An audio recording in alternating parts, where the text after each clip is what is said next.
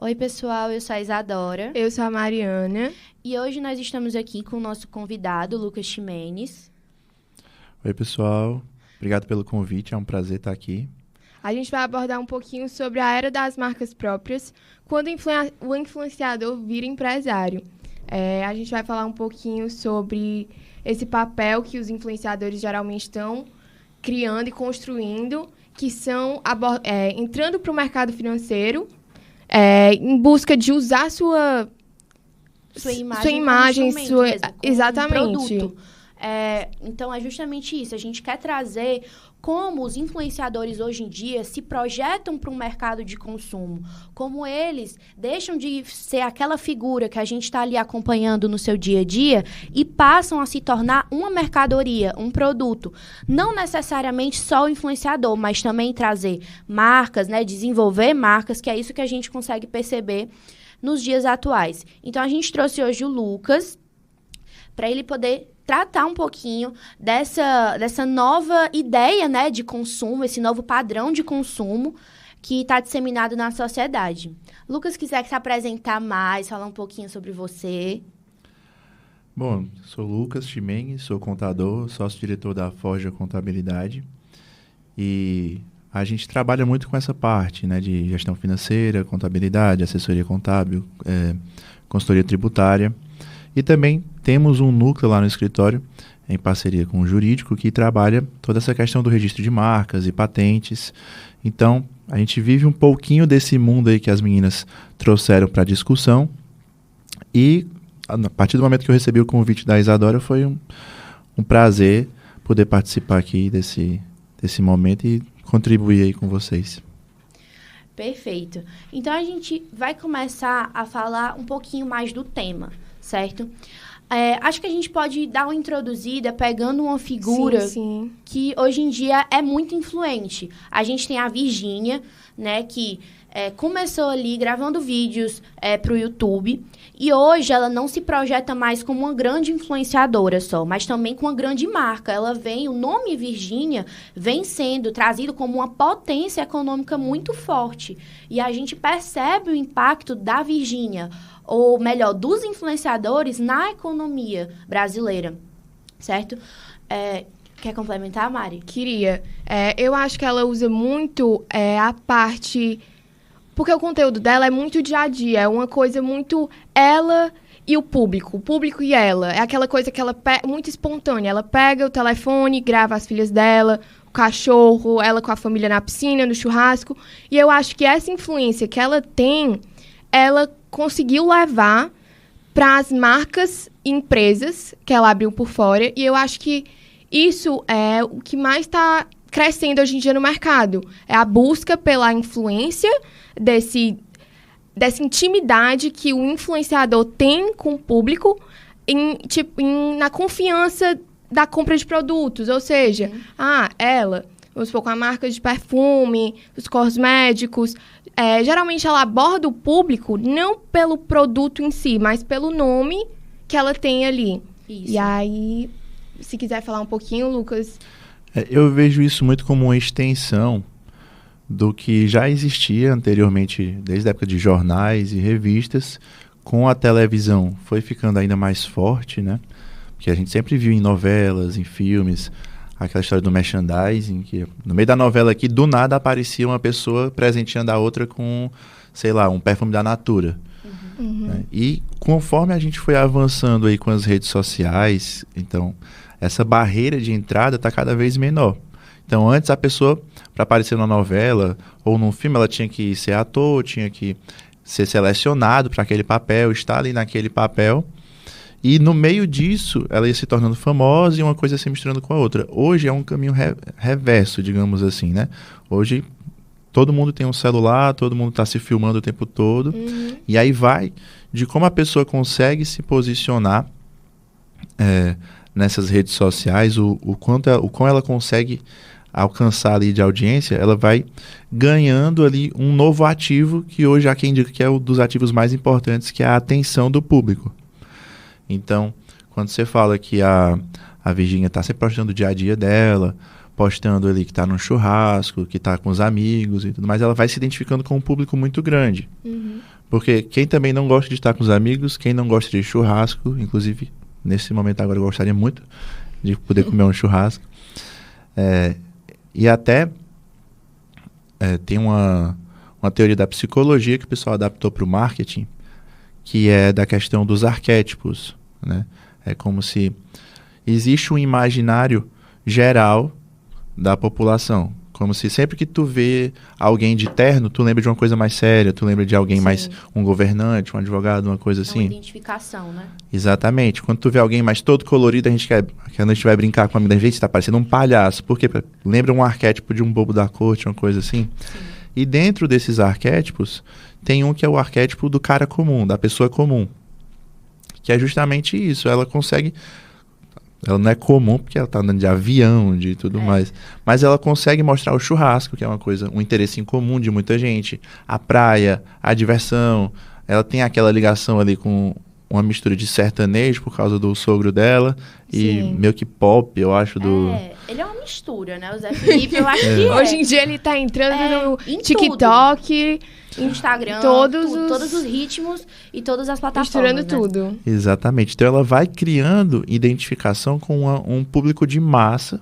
Ela avança ali na audiência dela, que, como a gente vinha conversando no começo, ela construiu, entre aspas, sozinha ali com seu Instagram, com suas redes sociais, sem a necessidade de passar por todo um processo que ela passava, que as pessoas passavam anteriormente, de seleção, de ser selecionado para uma novela, para um filme ou para um programa de TV, né, de uma forma mais democrática, digamos assim.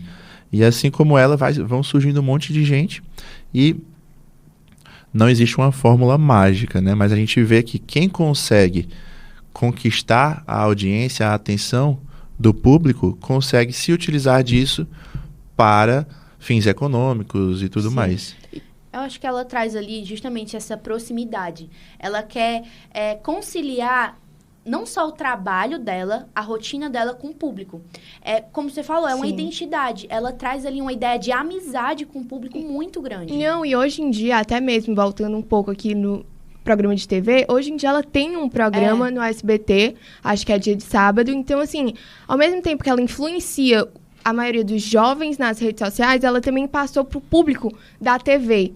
Então, assim, ela abrange uma grade muito grande de... Tanto com certos produtos, ela aborda o pessoal que já é mais telespectador das TVs, Globo, SBT, quanto também os jovens que acompanham ela pelo Instagram, TikTok. Então, assim, eu acho que ela soube lidar muito com esse público, com o público dela. Óbvio, ela tem um público-alvo, mas hoje em dia eu vejo ela, assim, em todos os aspectos. Se projeta em todas as áreas possíveis, ela parece que ela gosta de abranger, realmente. Hoje em dia ela cria produtos para todos. Até porque a gente está falando de 53 milhões de seguidores. Né? Então, muita assim, gente. É uma abrangência muito grande. Porque, supondo aí que o Brasil tem, por média, aí, uns 200, né, milhões de habitantes, se não tiver mais, né, obviamente, com o censo novo do IBGE, mas ali ela tem mais ou menos 1/4 da parcela da população do Brasil seguindo ela numa rede do Instagram. Sim. Então, assim, é um alcance gigantesco. E falando agora de empresa, isso é um portfólio, né? Aquilo ali, ela se projeta de todos os mais diferenciados ramos possíveis. Então, além disso, ela traz ali uma ideia de credibilidade, porque ela se expõe ao ponto de mostrar a família dela. Então, traz ali não só uma identificação, mas uma credibilidade. Ele vai estar fazendo uma publicidade em que o influenciador vai ser mais confiável do que, às vezes, as marcas tradicionais. Você falando aí da Natura, né, nas novelas, a gente via muito Natura, Boticário. São marcas que existem há muito tempo, que têm uma confiabilidade no mercado elevadíssima, mas a gente olha para a Virgínia em tão pouco tempo, porque eu acho que foi de 2022, 2021 para cá que veio esse boom. A franquia dela só aumenta. Isso. Hoje ela tem uma marca de cosméticos que é mais voltada, assim, pro perfume em si, né? Mas agora até o Whey Protein ela tá vendendo. Não. Então, ela literalmente é uma máquina, eu posso dizer, uma máquina de fazer dinheiro. E ela realmente divulga os produtos dela nos stories, nas publicações. E a maioria dos casos são promoções. E assim, são 4 perfumes por R$100. E é um assunto que a gente já tinha debatido, que geralmente cada perfume R$25. E quem menos tem, olha para aquilo e fala: caramba, um perfume por R$25 está muito barato. Mas talvez na produção dela, ela já conte que ela vai vender por 25. Então não seja uma promoção, seja apenas para captar o público. Exatamente. Ela ganha na quantidade, né? Acho que é claro isso. É isso. E assim, vocês percebem o seguinte, que existe um movimento meio que de retroalimentação dos canais de comunicação com o público. Certo? Porque antigamente era muito forte a televisão. E aí todo mundo tinha uma TV em casa, depois todo mundo passou a ter 2 TVs e de repente tem casa que eu ando que o único local que não tem uma TV é um banheiro. E aí isso mudou porque a TV ela virou uma tela menorzinha que anda no nosso bolso, na nossa mão o tempo todo. Às vezes a gente tem até que se policiar para não estar o tempo todo vendo isso, né? E aí, quando ela consegue criar uma grande visibilidade aí nas redes sociais, nos celulares e tudo mais, chega um momento que ela precisa buscar outros canais, não porque a internet não seja o suficiente, mas porque tem gente que ainda assiste muita televisão, tem gente que ainda escuta muito rádio e que bem ou mal passam a credibilidade, porque até a gente mesmo, estou falando aqui que a gente vive com celular, eu quase que nem tenho mais TV em casa e a que eu tenho é só para eu assistir on demand, tipo no Netflix, no YouTube, o que eu quiser assistir. Mas ainda assim, se tu me disser que tu vai aparecer na televisão ou no rádio, eu te dou uma chancela. Parece que é como se estivesse chancelando que realmente tu tem uma importância, um nome. Sim. Entendeu? E a televisão também tem muito a ganhar disso, porque ela vinha perdendo audiência para todos esses outros canais que a gente vem conversando. E aí quando eu trago alguém que fez sucesso nessas outras redes sociais para a televisão ganha também mais um pouco mais de audiência que ela vinha perdendo. Isso aconteceu muito também ali na época da pandemia, naquela edição do Big Brother da Juliette. Sim. Tanto que nunca mais teve uma com a repercussão que teve, pelo menos desses últimos, né? Sim. E você vai ver, tem até essa edição de agora, nós estamos falando em 2025, tem lá 2 cearenses. A Renata e a Eva. Exatamente. É quando eu fico vendo lá, pô, é cearense, deixa eu ver o que é que está acontecendo com o cearense. Será que vai atingir aqueles números estratosféricos de seguidores? Mas não, elas devem estar, sei lá, se tu pesquisar aí, com 800 mil seguidores. Nessa faixa mesmo. Mas a Juliette, na época... Bateu 25, bateu foi 24 29 milhões. Eu digo porque eu não assisto muito, mas nesse dia eu assisti. E eu gravei porque me impressionou. Bateu 29 milhões de seguidores, né? Hoje ela tá ainda, 29,6. Pois é. E aí, assim, só que o que é que foram fazendo com ela também? Foram aproveitando a audiência dela que ela construiu pela televisão, se perpetuou pelas redes sociais e o pessoal continuou se utilizando dessa audiência que se perpetuou nas redes sociais nos outros canais de divulgação de mídia. Então você vê que ela virou modelo, tem anúncio hoje no Ceará com a cara da Juliette, ela é chamada para programa de televisão, ela se posicionou como cantora também. Foi. Então você vê também que é esse poder que os influenciadores ganham. Eles estão... Porque é aquela história. Para eu vender, para eu ter receita, para eu ter lucro, esse tipo de coisa, eu tenho que ter atenção. Porque não necessariamente eu ter 60 milhões de seguidores, eu vou vender 60 milhões de unidades de todo produto que eu for comercializar. Agora, é mais fácil eu vender 1 milhão de unidades de algum produto ou serviço se eu tenho 60 milhões de pessoas me assistindo do que eu ter os meus humildes 1.500 seguidores no Instagram. Sim. Não, e falando de BBB também, teve uma outra influencer, que é a Boca Rosa. Bianca Andrade. Isso. Ela entrou no BBB realmente com a intenção de vender os produtos dela, porque as embalagens dela têm uma característica, assim, que única. Você olha, você sabe. Então, assim, ela fala que ela entrou lá para atingir os telespectadores das redes de televisão, entendeu? Já que ela já tinha uma influência muito grande nas redes sociais. Então, eu acho que hoje em dia eles buscam ambos os lados. Pegando esse fecho, Lucas, quando a gente olha do ponto de vista econômico, quais são os principais fatores que tu acha que explicam um pouco desse sucesso repentino que as marcas que são lançadas por influenciadores digitais, né, que hoje a gente também comentando aqui, eles também estão se projetando na TV, em comparação com as marcas tradicionais. O que é que explica esse boom repentino em relação às marcas já confiáveis no mercado? Eu acho que é muito daquilo que vocês estavam falando no começo, né? Porque primeiro elas construíram uma relação com o público delas. Então, eu digo elas porque a gente está falando aqui das mulheres, mas Sim. também tem influenciadores de vários deles, vários Lucas gêneros. Guimarães. Exatamente. E aí, é como se eles começassem a relação, entre aspas, despretensiosamente. É claro que existe uma intenção, ela está postando um vídeo ali, nem que no começo a intenção fosse só ganhar seguidores, tinha uma intenção, né? Mas ela estava ali construindo, se relacionando com o público, bem ou mal. A rede social, ela traz essa proximidade. Porque quando tu vê uma pessoa num filme, na televisão, primeiro que, na maioria dos casos, já é gravado. Sim, Segundo tem toda que... uma produção, né, por trás. Exato. Segundo que, ainda que ao vivo, eu não posso chegar tá passando aqui o Domingão do Hulk e mandar uma mensagem direta para ele.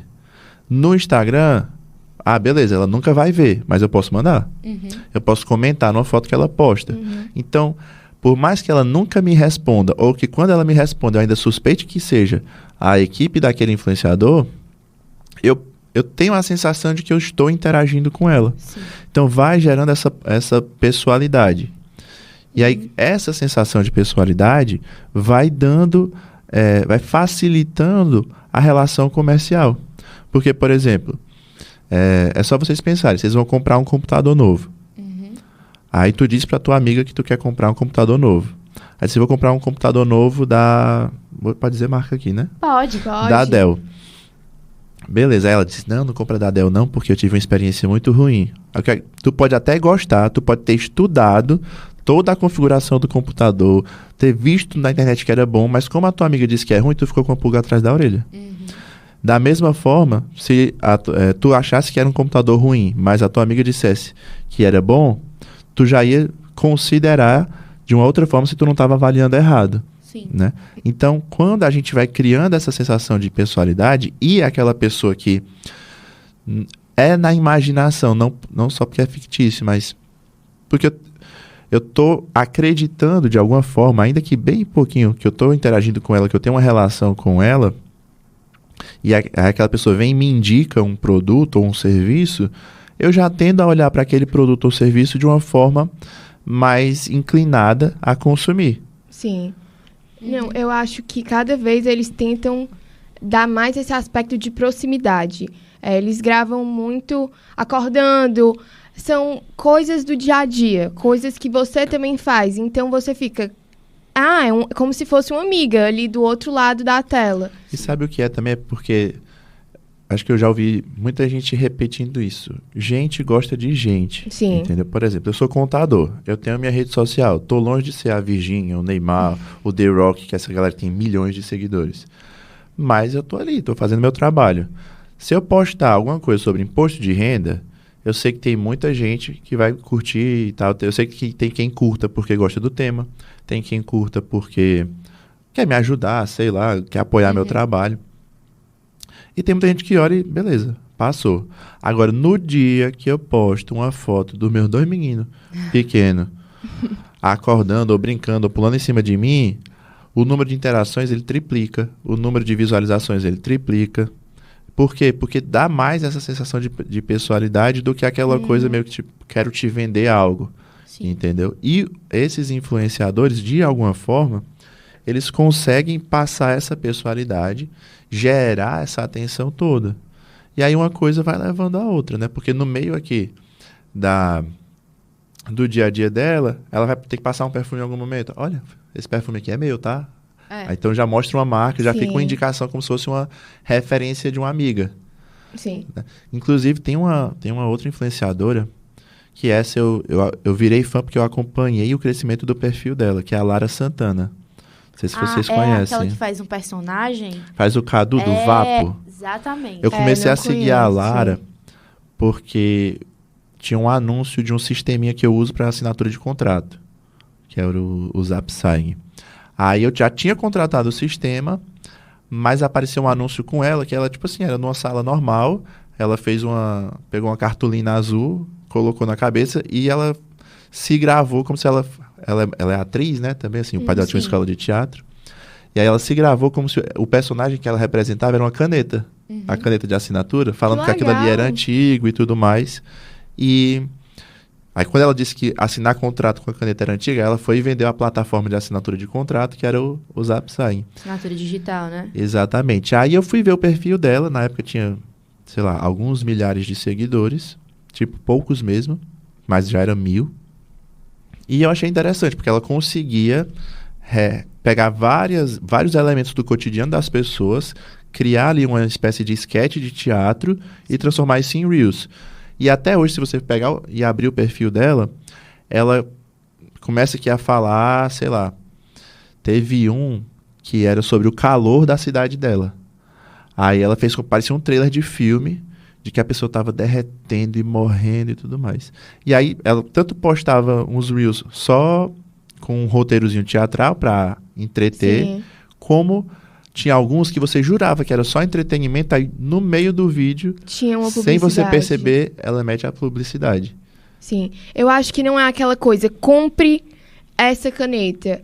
Vamos supor, se fosse o produto uma caneta. Mas eles introduzem de uma forma que... Você precisa ter aquilo. Exatamente. A ideia Se de torna a coisa mais necessidade. útil. Se você não tiver, você não vai conseguir assinar um contrato. Então, assim, é muito dinâmica essa nova abordagem, que eu acho que vem crescendo cada vez mais. E eu acho que torna muito mais a pessoa aquele desejo de ter. Consumo. Exatamente. Então, Eu acho que, além disso, né, esse desejo de consumo cria uma ideia de que, tratando agora um pouquinho até da Virginia, né, essas ideias que a gente estava tratando mais no início, ela meio que, como é que eu posso explicar? Ela atinge todas as massas. A ideia da publicidade que ela falou dos R$25, né? R$25 um perfume na época de promoção das lives, é um momento emblemático, geralmente é meio-dia, sim. já captando ali o horário de almoço. Então, eu acho que realmente uma estratégia muito grande, não só de marketing, como econômica também. Então, ela tenta captar todas as massas, se assim nós podemos chamar. E fazendo isso... é algo muito positivo para ela, mas também fica, como telespectador, um pensamento de... E o super endividamento? Porque isso contribui, porque eu olho a Virginia, eu vejo ela usando Cartier, eu vejo ela usando Gucci, Balenciaga, Sim. marcas caríssimas que eu jamais poderia adquirir, certo? E eu vendo uma pessoa que detém um patrimônio tão grande... Uma realidade que não é de todo mundo e é fora do comum. Exatamente. E eu vendo que ela tá vendendo o perfume que ela usa no dia a dia. Ou então, para ir para um show, para um jantar de luxo, como ela vive postando e divulgando. Tem um perfume que ela diz que são com tons afrodisíacos, enfim... vendendo a R$25, eu, enquanto consumidor, por mais que sejam R$25... São só R$25. São só R$25. E é o perfume da Virginia. Então, muitos compram pelo nome. Ela não vende o produto, ela vende o nome. Eu acho que muita gente... o whey, vamos supor, que ela tá vendendo. Muita gente não vai atrás de uma tabela nutricional, mas sim do whey da Virginia. Então, eu acho que ela vem... Qual é o diferencial do produto? Sim. Porque é da Virginia. Mas é isso mesmo. Esse é o poder da marca dela, né? E antes da gente entrar nesse tema, só continuando o que tu falou sobre a questão do superendividamento, eu acho que é um problema natural do ser humano, que parece pesado dizer assim, mas é uma espécie de inveja. Eu enxergo assim, né? A pessoa tem, eu acho legal, eu preciso ter, eu não aguento não ter aquilo ali, porque eu achei muito legal e aquilo meio que me convence a ter. Claro que não é só inveja, não é só aquela coisa ruim, A ideia de pertencer àquele grupo, àquela bolha, né? Mas são todos esses elementos. A inveja, é o querer pertencer. Ganância. É ganância. Tem tanto sentimentos bons como sentimentos ruins. Sim. Igual eu falei, da questão lá das curtidas nas minhas postagens. Tem Sim. gente que curte porque gosta de mim, tem gente que curte porque gosta do que eu falei, tem gente que curte só porque quer apoiar. Então, essa relação humana que vai se construindo ali vai gerando todos esses sentimentos e vai induzindo a gente cada vez mais ao consumo. Sem contar que nós brasileiros, como já diria um outro influenciador e um grande pensador moderno, Gustavo Lima, né? O brasileiro ele não quer saber quanto custa, ele quer saber quanto fica a parcela. Sim. E aí esses benditos desses cartões de crédito são ferramentas muito boas se a gente se utilizar deles de forma estratégica, né? Até porque a gente vive numa economia de capital. O capitalismo ele é de empréstimos, de financiamentos, de troca de capital. Então, é uma ferramenta que tem que ser utilizada da forma correta, mas, ao mesmo tempo, a gente vai se perdendo. E aí, quando mistura esse emocional do influenciador, daquele senso de pertencimento que eu quero atingir e todas as outras emoções que isso vai despertando, com a possibilidade que eu tenho, conseguindo arcar 100% com aquele gasto ou não. Mas, poxa, naquela hora é só R$25, eu consigo pagar isso agora. Então, a gente vai se inflando emocionalmente, não pensa muito ali e vai, compra. Sim. Né? E uma coisa também, apesar dessa ideia do superendividamento, eu também olho para um lado positivo, se a gente pode chamar assim. Porque, querendo ou não, é uma democratização do empreendedorismo. Não só a Virgínia como influenciadora, que ela se projeta, ela está dizendo que todos podem ser empreendedores, de alguma forma, não importa o produto, digamos assim. Basta ter um celular, assim, para você começar a influenciar na internet. E também uma democratização do consumo. Porque, apesar dessa ideia de superendividamento que é negativa, as barreiras que vão ser enfrentadas por mim, enquanto consumidor, entre comprar uma coisa da Virgínia e comprar uma coisa, sei lá, de uma marca mais tradicional, para mim, com esse olhar de eu acompanho o dia a dia, eu preciso ter aquilo, a barreira de entrada assim, a barreira de consumo para os produtos da Virgínia vão ser muito menores do que para uma marca tradicional, que eu já estou acostumada, que eu já usei há muito tempo, então eu quero algo novo também.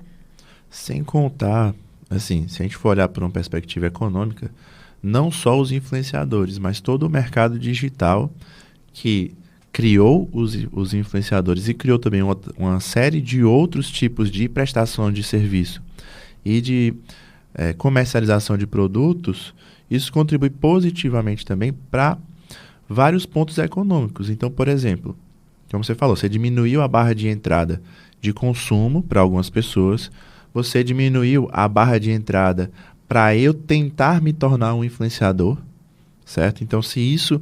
Na verdade, assim, não existia nem a profissão de influenciador. Sim. De cara, já surgiu uma nova profissão. A gente está falando só de um aqui. Além disso, o influenciador ele pode vender um curso de alguma coisa, se ele tem alguma viabilidade. Então, alguma especialidade, desculpa. Então, já criei aí mais uma outra possibilidade comercial. Eu posso também vender produtos por meio da internet. Então, já criei uma outra possibilidade comercial. Essa nova possibilidade comercial, além de me permitir abrir novas frentes de atuação, novas linhas de receita, me permite também atingir públicos que eu não atingia. Então, por exemplo, eu, Lucas, sou contador. Antigamente, para eu ter um cliente em Santa Catarina ou no Paraná, como eu tenho, era muito difícil. Por quê? Porque eu tinha que ter um conhecido lá ou um escritório lá, alguma coisa assim, para o cliente me procurar. Sim. Hoje não. Com o advento da internet, das redes sociais, dessa cultura, dessa economia do mercado digital, eu tenho cliente hoje no Paraná, em Minas Gerais, em São Paulo, no Rio Grande do Norte, em Fortaleza, e que tem cliente que a gente nunca nem se viu pessoalmente. Sim. Então, tem todo esse aspecto positivo, além da geração de emprego também, como a Isadora falou. Sim. Porque você pensa o seguinte, o que a gente vê nos Reels, nos Stories, enfim, nas postagens em geral, é a Virgínia e os seus amigos e tudo mais. Só que tem vídeo que tem que ter uma maquiadora para a Virgínia, tem que ter uma babá para cuidar do filho dela enquanto ela aparece ali, tem que ter alguém para gravar, alguém para editar, alguém para tirar foto dela, alguém para fazer cortes dos materiais que ela grava e adaptar o formato ideal para cada rede social. Então, não só novos empregos, como novas profissões foram criadas. Tem muita gente por trás, né, do que a gente vê ali que só mostra ela. Eu acho que, em relação também às empresas dela, dentro dessas empresas, para o produto ser ele vendido para o consumidor, ele precisa ser produzido. Então, provavelmente, se tiver uma fábrica, vão ter trabalhadores. Então, isso realmente movimenta, ao mesmo tempo, a economia, trazendo benefícios, e a questão da internet de facilitar realmente essa conexão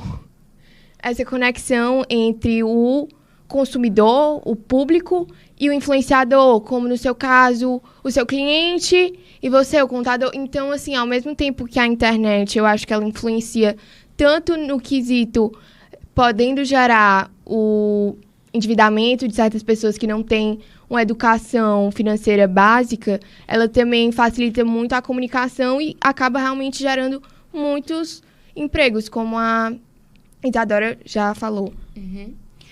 Então, eu acho que falando disso tudo, a gente pode ter ali um novo conceito de marca. Com toda certeza. Inclusive, um dia desse eu vi até um livro de um empresário que virou influenciador e aí eles ficam se retroalimentando, né? Depois que eu viro empresário, consegui virar influenciador, eu vou usar da audiência, porque eu virei influenciador, para aumentar a minha empresa que eu já tenho e criar novas empresas, né? Era um livro, acho que era do Alfredo Soares, do G4. Não sei se vocês conhecem. Eu já ouvi falar dele. Que aí o nome do livro é Todos Somos Uma Marca. E aí quando você presta atenção, de fato, todos somos. Eu, pequeno, claro, estou longe de ser um influenciador grande assim. Se Deus quiser, eu chego lá. Mas eu estou podendo me utilizar do meu nome como uma marca no meu Instagram, nas minhas redes sociais ali, e me utilizar disso para a minha vida profissional. Sim. Entendeu? E vocês, por exemplo, como estudantes, com certeza, num momento como esse aqui também, ainda que eu saiba que não foi a primeira intenção de vocês estão construindo também um pouquinho da marca de vocês. Uhum. Porque, de certa forma, sei lá, vou conseguir um estágio. O que é que o dono, o proprietário, o sócio, a pessoa que está selecionando ali vocês vai querer ver? O conhecimento técnico de vocês, vai querer perceber ali as habilidades sociais e tudo mais que vocês vão ter para poder desempenhar aquela função em harmonia com o ecossistema daquela empresa.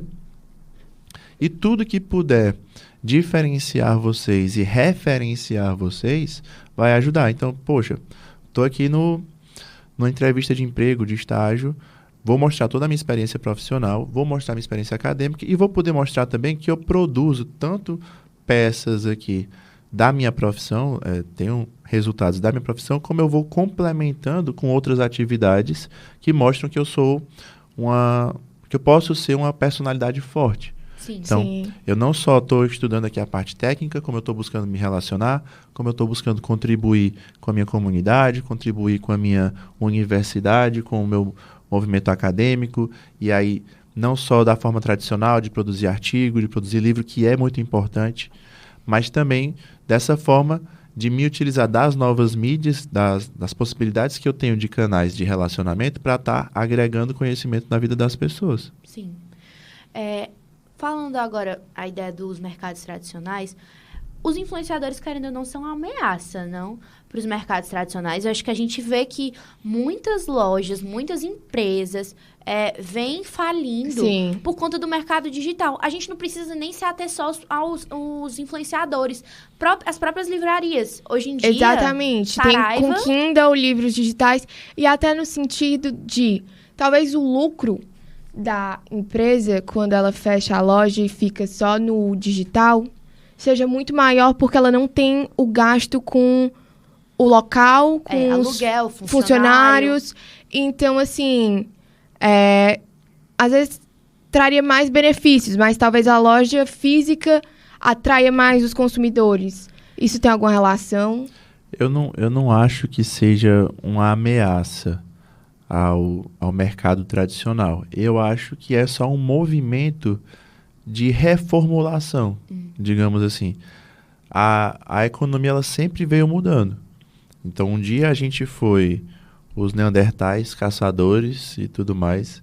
de repente a gente descobriu que a gente conseguia produzir alimento também plantando. Então a gente já foi ficando mais sedentário, digamos assim, né? Mais parado ali num canto específico, sem precisar ser nômade. De repente a gente descobriu que com o que a gente produzia aqui plantando e extraindo dos animais e dos minerais, a gente conseguia usar nossas mãos para fabricar coisas. E aí com o tempo a gente foi vendo como é que essas coisas fabricavam coisas que ajudavam a gente a fabricar coisas mais rápidas. Sim. E aí vem a manufatura. De repente a gente consegue estudar a eficiência dessas primeiras máquinas e transformar em máquinas ainda mais potentes, industriais. E aí toda essa evolução, de repente a gente descobriu a energia, de repente a gente descobriu o computador, os softwares, e foi evoluindo a forma como a gente se relaciona, a forma como a gente consome e como a gente comercializa e faz as nossas trocas. Mas não é que a gente está matando, a gente só está fazendo as coisas acontecerem de uma forma diferente. Então, se você pensar, há 60 anos atrás, as pessoas se comunicavam. Mas elas só se comunicavam ou quando se encontravam, ou geralmente eles utilizavam cartas, telegrama, já tinham televisão, né, há 60 anos atrás. E a gente, inclusive, achava que era uma coisa do futuro, tipo assim, extraordinária, Sim. ter uma chamada de vídeo. Sim. Hoje, por nada, o meu filho de 2 anos faz uma chamada de vídeo comigo aqui, sem querer. Sim. Né? E já é a coisa mais normal do mundo.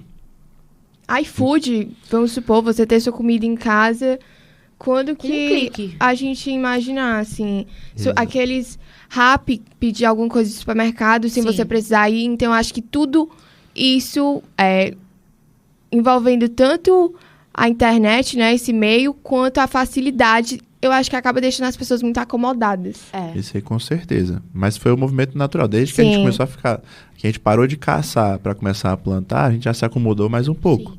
É a ideia do e-commerce, né? Que vai favorecer justamente essa comodidade da gente. Uma venda pela internet. Eu não preciso sair mais para fazer alguma coisa. Você deitado, você faz seu supermercado da semana, Fica resolve mais caro, tudo. mas você faz. Sim. Só que, mas eu acho que, querendo ou não, apesar de ficar mais caro, o nosso poder de consumo vai ter que aumentar de uma forma ou de outra, porque, querendo ou não, os salários, né, vai ter que aumentar também, porque senão nosso poder de compra vai ficar tão limitado que daqui a pouco a gente não vai mais conseguir sobreviver. Aí vem a ideia da inflação, recessão. E tu vê o seguinte, que é como eu estava dizendo, não é que acabe-se um mercado e nasça outro. Na verdade, é que vai transformando o mercado. Porque, por exemplo, eu não parei de comer, eu não parei de precisar comer e nem da comida. Sim. Agora, um dia eu precisei caçar para eu comer, hoje eu preciso apertar aqui alguns botões e pedir comida no iFood. Sim. Então, a necessidade, o produto, comida, digamos assim, ele não deixou de existir. Agora, a forma como eu adquiro e como ela é produzida para chegar até mim, Ela se adequa, né? ela foi mudando conforme a gente conseguiu mudar. Então, Sim. por exemplo, uma época, as mulheres se juntavam. Eu digo as mulheres não porque é uma função específica delas, mas porque na época era mais comum que elas fizessem. Para se reunir aqui ao redor de um rio, alguma coisa assim, e lavar a roupa. Hoje, graças a Deus, criaram um negócio chamado máquina de lavar e esse trabalho foi... Até de louça. Então, Exatamente. assim, eu acho que a tendência realmente é só ficar tudo cada vez mais E tá cada vez mais prático. fácil. Tipo assim, se você... Teve uma cena de uma novela que eu assisti, não sei se era uma novela, uma minissérie, que era com a temática assim, da história do Brasil. E aí, nessa cena, tinha lá Dom Pedro, era Dom Pedro II, eu nem lembro. E aí, do nada, ele precisava fazer o número 2 dele lá. Aí ele desceu do cavalo, foi ali numa moita, abaixou as calças e fez o que ele tinha que fazer. Sim. Então, se você pensar a respeito desse tipo de coisa, hoje até isso foi facilitado pra gente, porque graças a Deus existe um banheiro, existe um aparelho sanitário.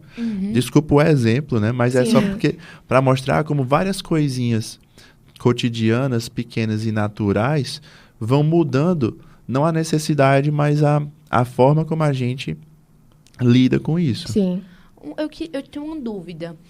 A gente levando em consideração essa volatilidade, né, da popularidade online, um dia eu tô sendo amado, outro dia, se eu fizer uma besteira, eu vou ser odiado, eu vou ser cancelado, né, como a gente diz. Então, levando isso em consideração, quais são os principais riscos econômicos que os influenciadores vão enfrentar na hora de investir na sua marca própria? Porque, como a gente já disse, a marca própria do influenciador é uma projeção dele na internet. Sim. Então, a partir do momento que ele se queima na internet... Na cultura aí do cancelamento, o que é que acontece? Qual o impacto disso economicamente nas marcas que ele adquire, que ele produz? O impacto é grande. Eu acho que isso aí é dos preços mais altos que quem se propõe a dar a cara a tapa, a produzir conteúdo, a atingir audiência e consegue atingir grandes números de audiência, é um dos maiores riscos que eles correm, é justamente essa exposição. Sim. Porque, assim, a depender do nível de exposição que a pessoa atinge, de audiência que ela conquiste, às vezes ela não consegue mais nem ir no supermercado de forma tranquila. Então, imagine o quanto ela não precisa se preocupar com o que ela fala, porque hoje o que ela fala fica gravado, as pessoas conseguem reproduzir aquilo, as pessoas conseguem cortar partes da fala dela e tirar de contexto, se quiser. Isso aí é feito na política, na televisão, tudo o tempo todo, de qualquer lado.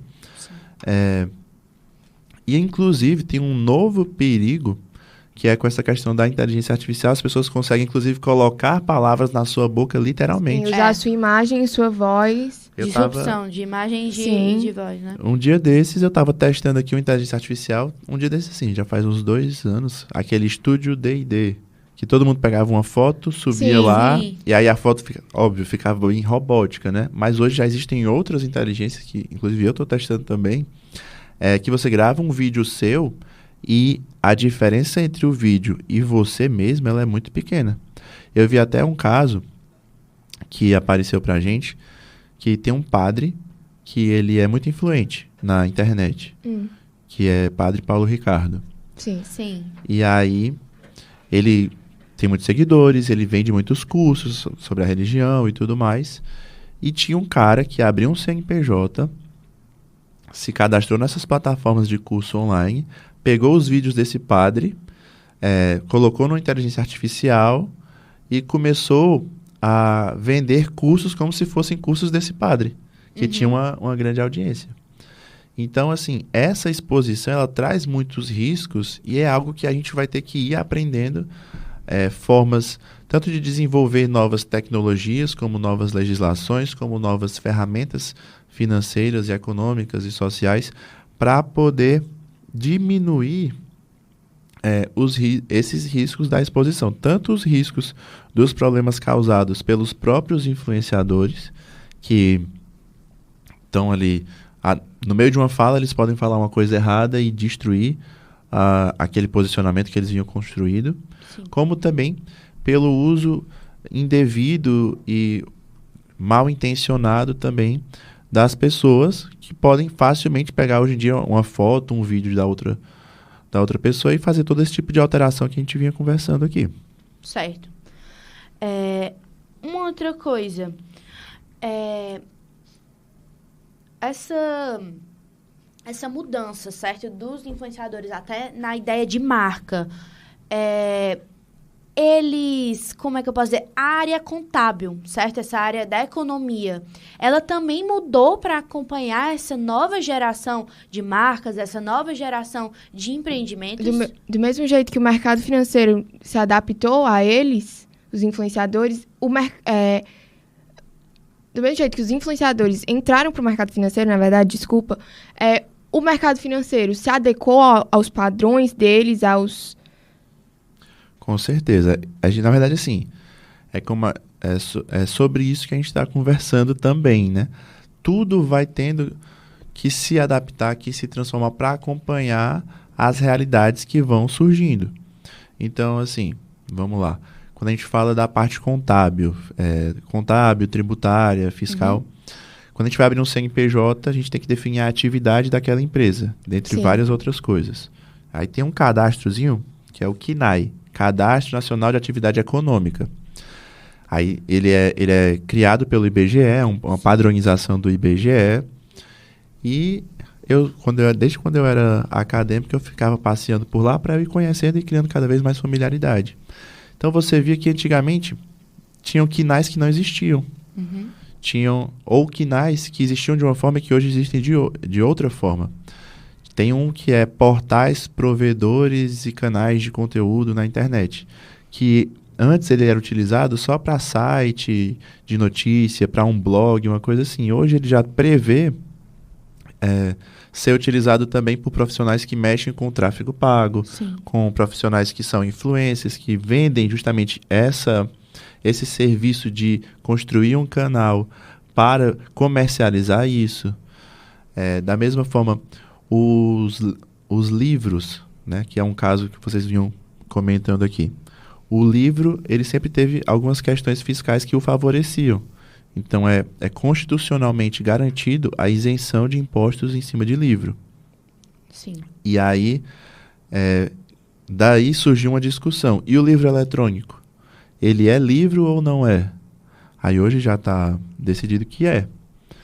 Mas é mais um exemplo de que a gente, conforme vai avançando, naturalmente Sim. as questões legais, contábeis, Também financeiras se adaptam. precisam ir se adaptando, né? Questões de tributação, se incide ou não determinado imposto sobre os streamings, teve essa discussão à época. Questões trabalhistas, né? O motoqueiro do iFood, ele é ou não um funcionário do iFood? Sim. O motorista de Uber, ele é ou não é um motorista Essa do ideia Uber? do vínculo, né, empregatício, Sim. muitas vezes a gente vê que não tem isso. Ele não tem nenhuma dessas garantias que são previstas pela CLT. Até em casos, se acontecer algum acidente, algo do tipo, não tem indenização. Ele é um funcionário autônomo. É apenas um prestador de serviço para aquela empresa, É né? um terceirizado, certo? Isso. Mas até sobre o terceirizado, a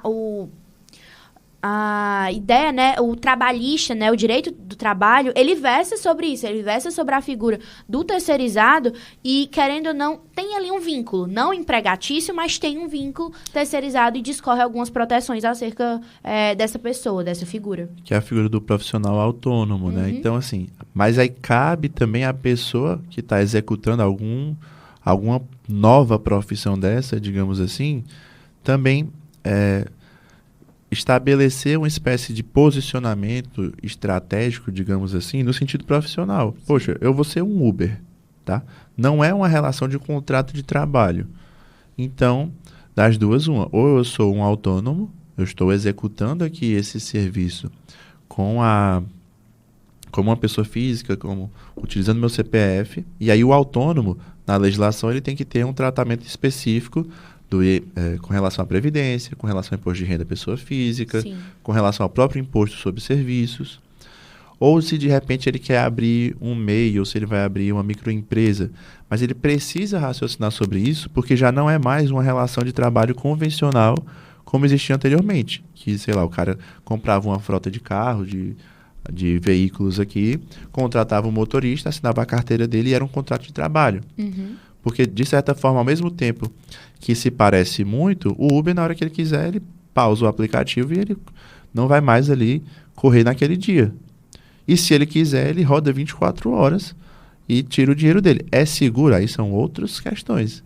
Mas ele tem o poder de decidir acerca disso. E aí vai criando algumas nuances que a gente tem que parar para refletir em vários âmbitos e fazer avançar toda essa questão de legislação, de contabilidade, de controle financeiro, de tudo isso. Lucas, eu queria tirar uma dúvida, na verdade, em questão ao registro, vamos supor, da empresa, do CNPJ. Eu vou dar um exemplo aqui da Virgínia, que ela tem tanto uma empresa no nome dela, quanto a empresa WePink. Na empresa do nome, apesar das duas ela vender ela, não o produto em si, vamos supor, pela WePink, ela tem a influência do nome dela, né? da pessoa Do poder jurídica, do nome dela. Qual seria a diferença aí nessa separação de registro do CNPJ nesse caso da Virgínia. Entre a mistura, né? Da pessoa jurídica E com da a pessoa física. Justamente isso. Pronto. Eu vou começar aqui com um conceito meio que de administração, para depois a gente trazer para o jurídico contábil, né? Tem uma ferramenta de modelagem de negócios que eu gosto muito, que é a gente chama de Canvas, né? Mas é Business Model Canvas. E aí, essa ferramenta ela propõe que você comece modelando o seu negócio, desenhando, arquitetando o seu negócio com base na sua proposta de valor. Então, que consiste no que você vai entregar para o mercado e como você vai entregar para o mercado. Então, por exemplo, uma coisa é dizer que eu tenho uma loja de calçados. Outra coisa é dizer que eu vendo a Havaiana. Sim. E outra coisa é dizer que eu vendo o Homem do Sapato, uma loja aqui cearense. Ambas vendem calçados, mas uma se propõe a vender um calçado mais para a praia, mais casual, mais tranquilo, assim. O outro se propõe a vender um calçado mais elaborado, mais bonito. Então, começa daí.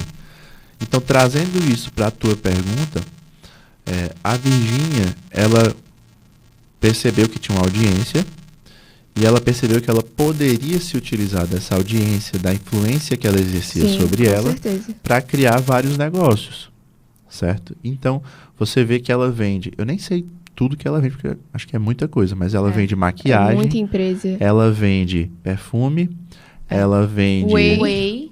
suplemento. Inclusive, também quem montou uma marca de suplemento foi o Neymar, que aí é um outro caso que a gente pode comentar depois. Sim. Tem também a questão, cortando um pouco aqui, dos shampoos também dos jogadores, que eu sei que são super famosos, assim.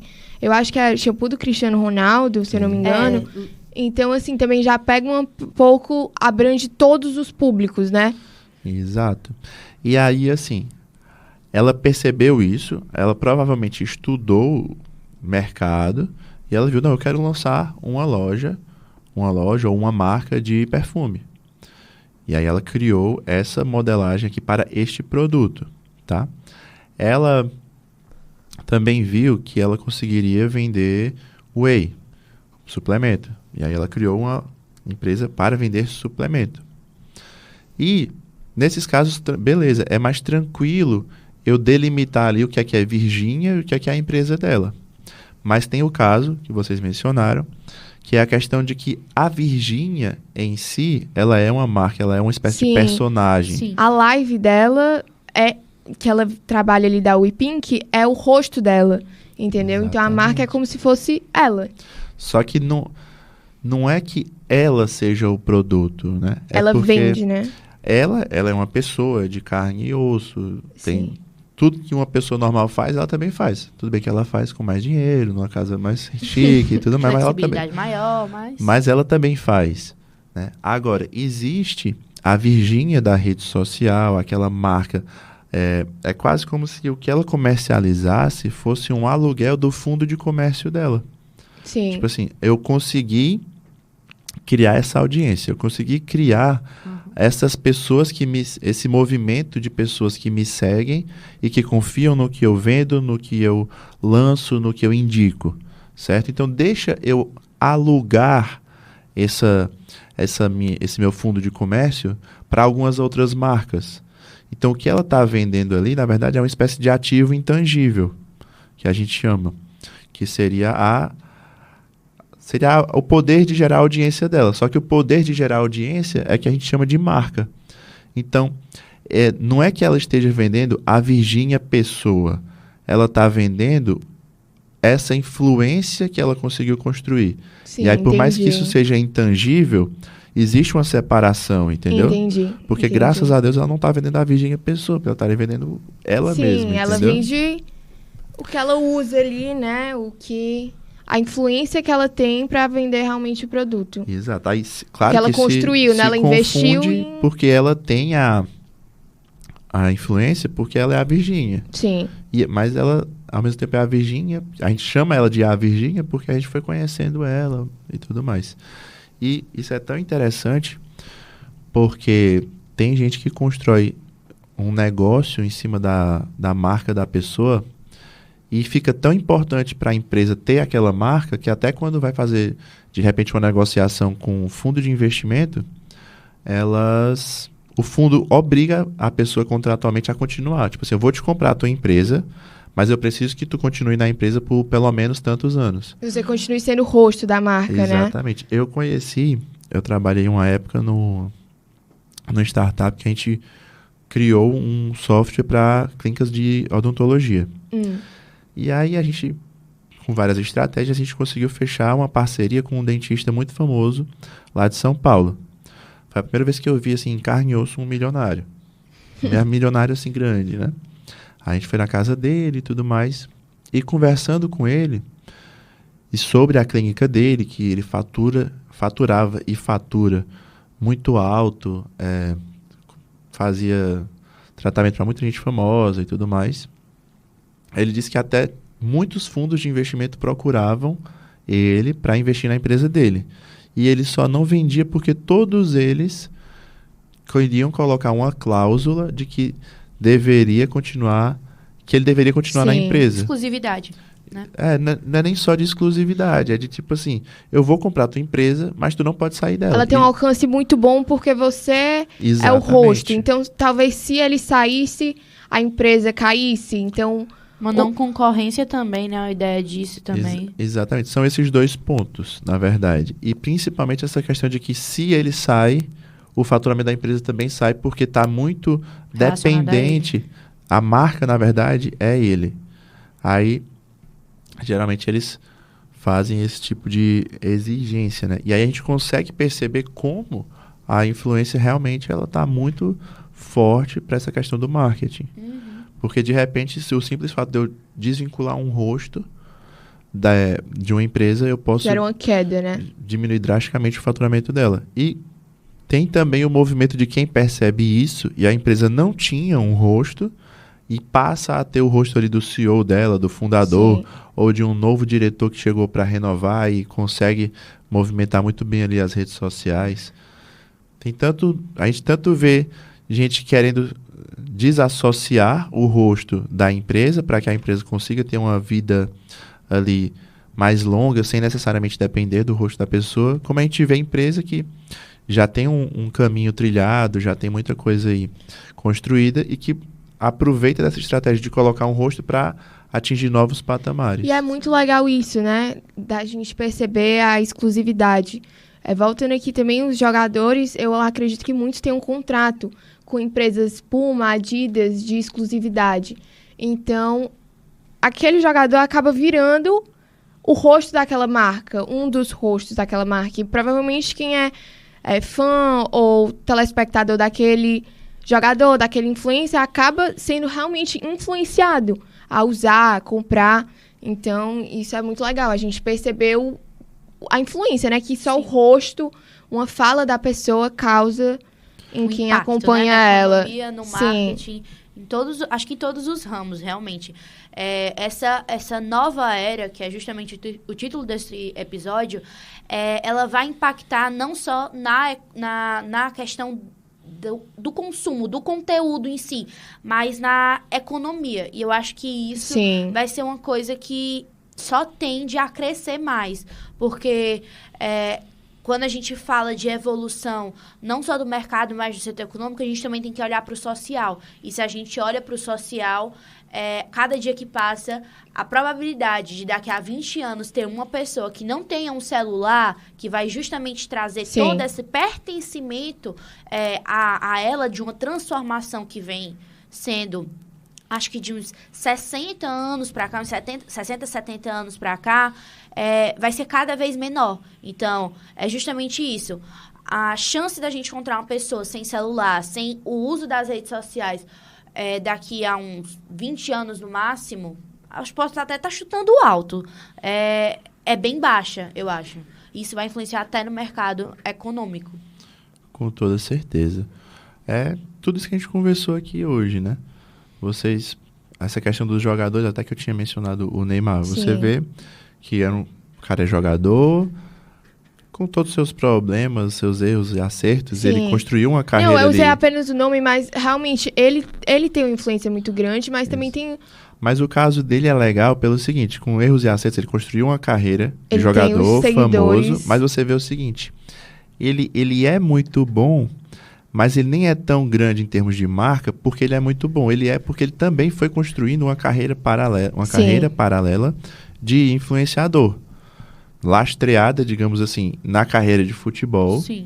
Mas você vê que até o pai dele foi criando o Instituto Neymar Júnior, uma empresa Neymar Júnior. De repente, o cara que estava... Porque quando ele entra num time, é como se ele está entrando numa empresa. O cara trabalhava em empresas multinacionais da Europa, depois foi para os Emirados Árabes ali e tudo mais. Aí ele volta para o Santos. Aí você pensa, entre aspas, veio para algo menor. Só que, quando ele volta para cá, ele lança uma marca de suplementos, ele adquire uma academia, ele volta a influenciar o mercado brasileiro ainda mais forte. Não que ele já influenciava, passa a influenciar ainda mais próximo, né? Então, na verdade, talvez, de fato, na carreira de jogador, ele esteja, entre aspas, diminuindo. Mas na carreira de empresário, ele expandiu a possibilidade de faturamento dele, de rendimentos econômicos, por meio da audiência que ele tinha como influenciador. Sim, talvez hoje em dia a renda dele maior não seja em um time de futebol, né? Com certeza não. Seja nos mercados, nas empresas por trás de tudo isso. E aí é onde a gente vê que essa economia ela passou a ser ainda mais complexa, né?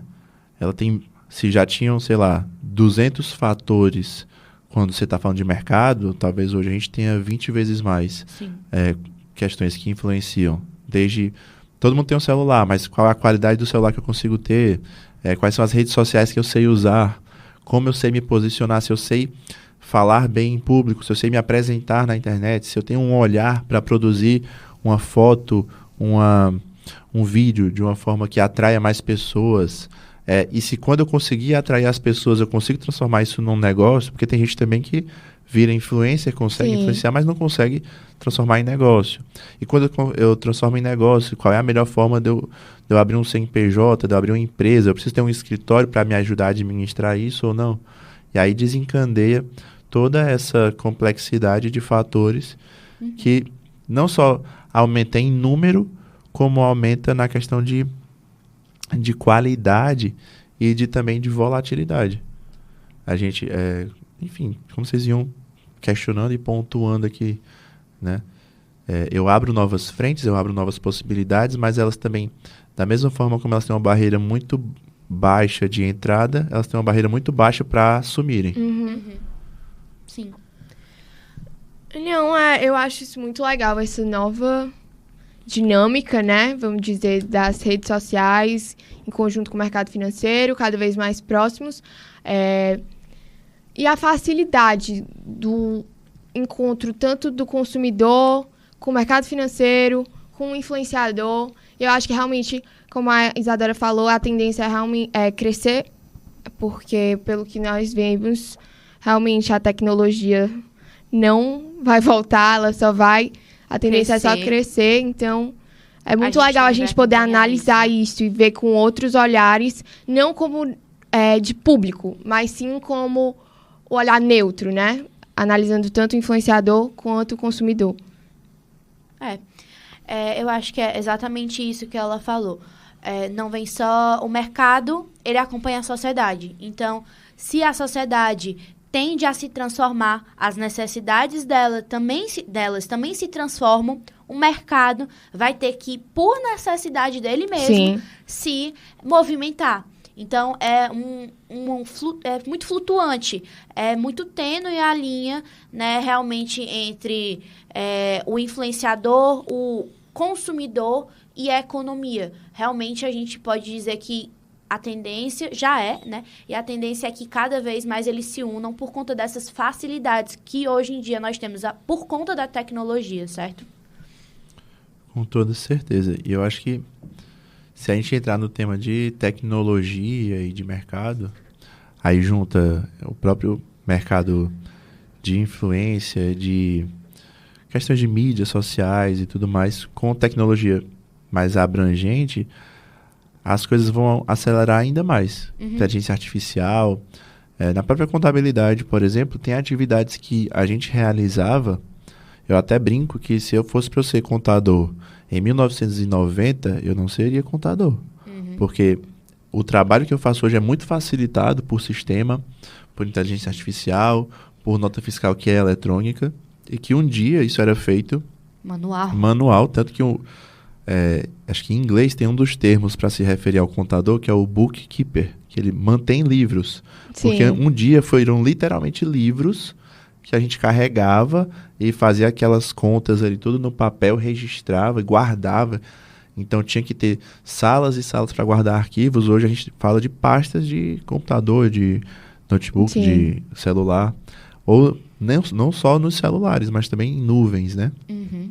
E tem cada vez mais coisas que a gente vai automatizando, vai melhorando ali. Então, eu estou citando o meu mercado porque é um exemplo de como as coisas se transformam.